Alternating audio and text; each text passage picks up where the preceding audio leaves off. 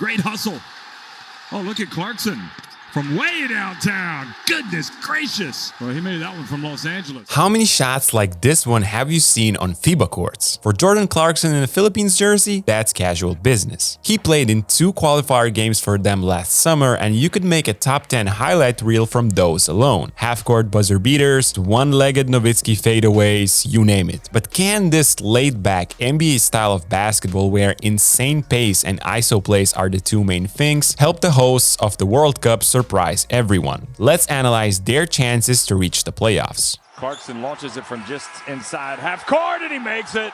Unbelievable, Jordan Clarkson. One of the shortest nations in the whole world was never among the basketball giants, but the country's love for the game has been unmatched. So after winning the bid to host the biggest event in sport, they are hoping for something more than just a participation. A record crowd of 55,000 people is expected to cheer them on in their opening game against the Dominican Republic. So you can expect Jordan Clarkson and the company to try to get into a rhythm early, offering crazy pace. Because that's just how the Philippines like to play, and there's nothing wrong with that. It actually is their only way to achieve something in the World Cup. Hear me out. Clarkson, whose mother is from the Philippines, is the biggest hope for the country. The Utah Jazz player is one of those guys who I prefer to call a professional scorer. Not just a pro player, but a pro scorer. Nothing seems forced, and getting a bucket is like the easiest thing in the world to do for him. Clarkson's bag of tricks is as deep as anyone's in the NBA, and that's why he's a perfect player for the Philippines, who lack huge individual talents. Here's Clarkson. He's not going to miss, is he?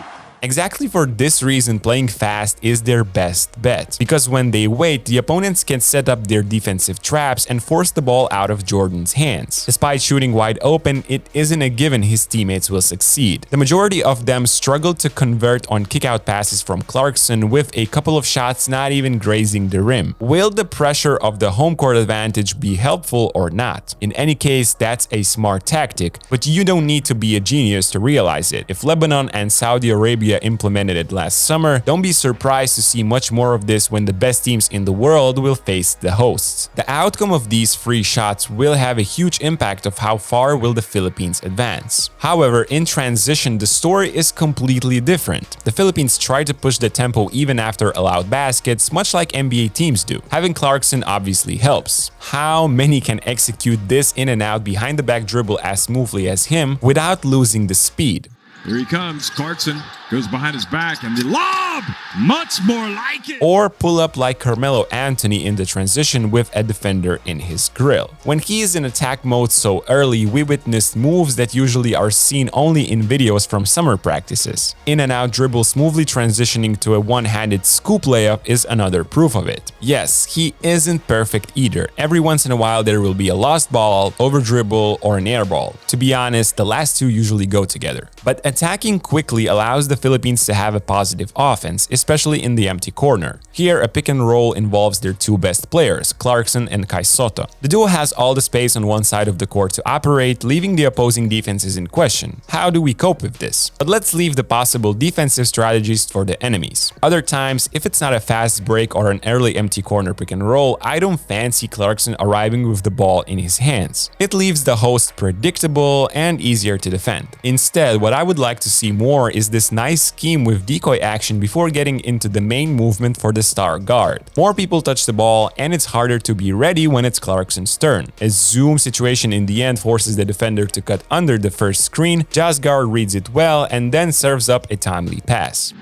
Clarkson, nice little dump inside, turns down his own. The hosts are in a somewhat favorable situation to make some noise. In the group stage, the Gilas will face Italy, Dominican Republic, and Angola. Getting 2 wins won't be a walk in the park, and Clarkson has to be historic with his performances. 30-point games probably won't be enough, and that's why putting him in the best possible situation to score is important. This is another set where Jordan gets the ball already in advantage. Help has to come, dominoes start falling, and despite missing a wide open Kai Sotto under the basket, Malonzo scores. Obviously, nobody wins alone in basketball. Clarkson is no Michael Jordan, he will need help from others. Kai Sotto and Dwight Ramos come to my mind as second and third options. Unfortunately, there are concerns about whether these two will be in game shape. Soto's participation was in doubt because of his back issues, while Ramos has also been dealing with some health problems. Soto can give an occasional post-up play to allow Clarkson to rest, while Ramos should be the #1 threat on the perimeter after the NBA guard.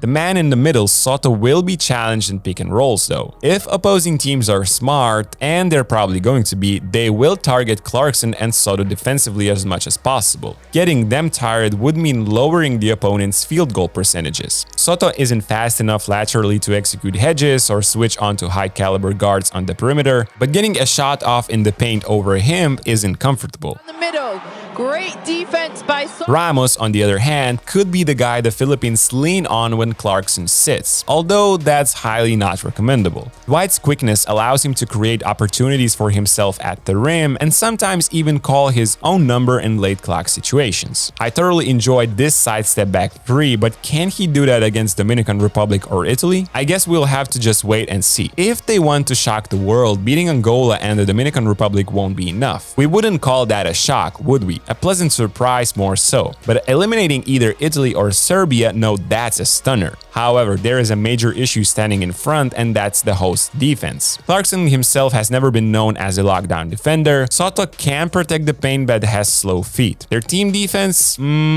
that's a red flag to me. They look to force everybody to their weak left hands, but all we get is a mental breakdown here and a straight highway to the rim. Obviously, with more practices together under the belt, it should improve, but will it be enough? Basketball, but the defense is matching. Tough defense from the Philippines. To compensate for defensive issues, Filipinos will throw a spontaneous full-court double team, attempting to catch the ball handlers off guard and ignite chaos on the court. Fast game is what they want to achieve, and this is one way to do it. Also, it is an ideal way to steal some time of opponent's possession. Less time means fewer situations where they can mess something up defensively. Looking at the big picture, your doubts about the Philippines are all true. They lack height, talent, the fundamentals of boxing out the opponents, you name it. But one thing is for sure, you can't take away the love for the game from the Philippines fans and the passion from its players. They will dive on the floor for loose balls, they will scramble around the court like crazy, they will fight for position and make it hard for you to receive the basketball on the low block. The host might forget about the court balance when going for offensive rebounds in 4, but somehow it'll end up in a dunk a few seconds later. Yes, but they turn it over, and it's going to lead to an Aguilar two-handed rim rocker. And with Jordan Clarkson displaying his full offensive prowess, the shocker could be in the books. Extremely difficult, but not impossible. Let's see if their NBA playstyle could help them achieve it. Three is missed. The pass from Clarkson. The dunk from Soto. Tell us your opinions about the Philippines in the comment section down below. Don't forget to like the video if you enjoyed the breakdown, and I'll see you in another one in a couple of days.